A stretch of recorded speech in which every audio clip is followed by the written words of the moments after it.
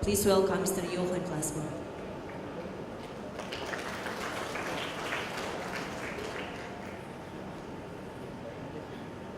Governor of South Sumatra, Alex Nurdin, Honorable Director Dr. Hadi Dayanto from the Ministry of Environment and Forests of Indonesia, President of IUCN Tsang Ching-cheng, Ambassador of Norway Hilde Solbakken, ladies and gentlemen, colleagues and friends, it's also for me a great pleasure to be here at the first Asia Bonn Challenge Conference in Palembang, and thanks to you, Governor, for inviting us, the whole Bonn Challenge family, into this wonderful region. I arrived yesterday and already enjoyed a little bit, at least, of the city, and I'm looking forward to see more in the future. I'm impressed to see so many high-level representatives from the Asian region here at this conference and also from other parts of the world. With this conference, you establish the third regional track of the Bonn Challenge. It started in Central America and the Caribbean 2 years ago, and we also saw a regional process in Africa, and I'm really delighted that we kick off today the regional process for the Bonn Challenge in the Asian region. Alex Nurdin, you really have been in this process from the very beginning.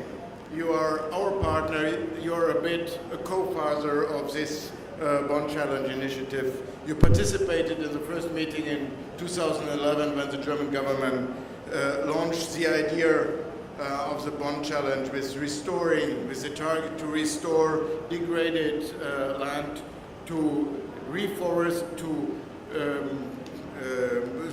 forest landscapes in a scale of 150 million hectares by 2020.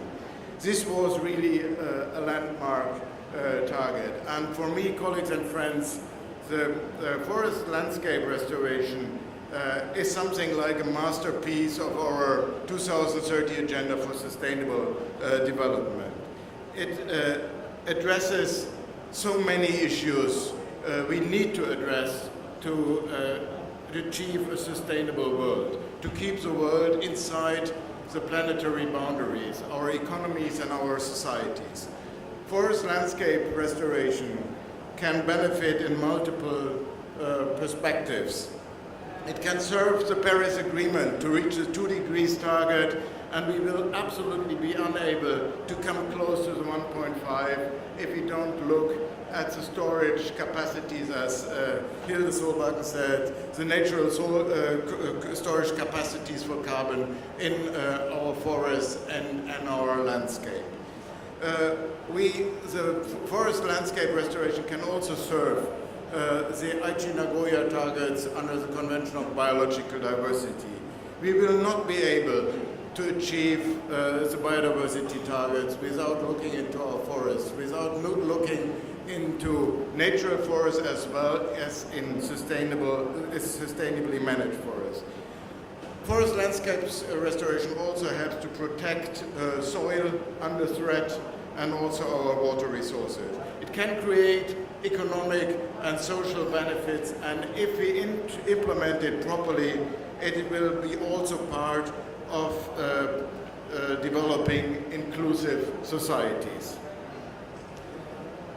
Ladies and gentlemen, the Bonn Challenge can provide all these wonderful benefits, but we have to be aware that we are just talking about a plus. It's a plus from RED+, the reduced emissions from deforestation and destruction of forests. And when we developed this idea, we started under the climate regime.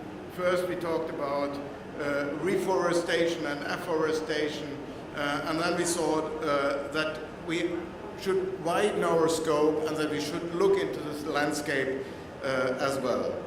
The concept of reforestation or the restriction of degraded forest landscapes is only meaningful, colleagues and friends, if you also look again and again in reducing deforestation. We have to stop finally deforestation. It's a long way to go, I know, but we first have to start with reducing deforestation and finally get it to net zero. I know that for many countries, forest countries in the world, this is a huge challenge. Not only in this region, also in Latin America, in Brazil, for example, at the Amazon region, in Africa as well.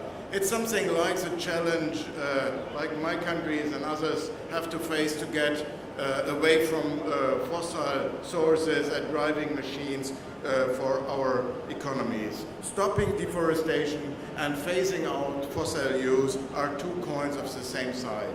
And looking at into what we have achieved, we have to realize that on both tracks we have not been enough successful at the moment. We are losing forests in the scale of 13 million hectares each and every year.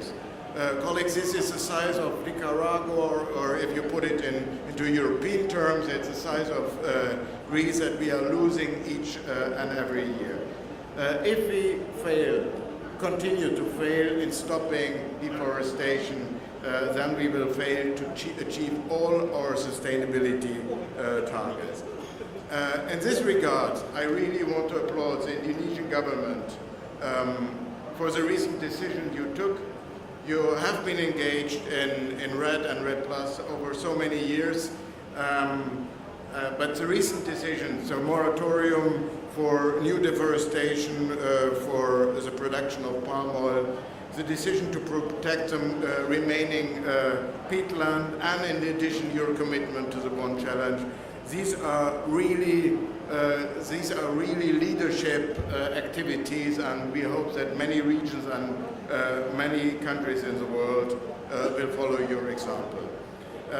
Colleagues here in Indonesia and South Sumatra, you have strong partners at your side. I want to take this opportunity to thank our colleagues from Norway for their long-standing leadership on RED Plus. You really kicked off this whole debate. You were so committed over such a long time, and I think we have to thank you for this engagement. Germany spent already 120 million euros for the Bonn Challenge activities for many projects, something around 40 projects in partnering countries. I'm happy to announce that we will add another 80 million until 2020 to support our partners in the Bonn Challenge family. We believe that this is the right investment into the future. After 200 years of destruction of forests, we have to enter a new century of forest landscape restoration. Alex Nurdin, you said yesterday at the wonderful reception that the Bonn Challenge is needed for your country, for your region here in South Sumatra, and for the future generations in South Sumatra. These sentences are true, but not only for South Sumatra, but for the whole world. Thank you a lot. Thank you, Mr. Jochen. Following next is keynote speech by Dr. Siti Nurba.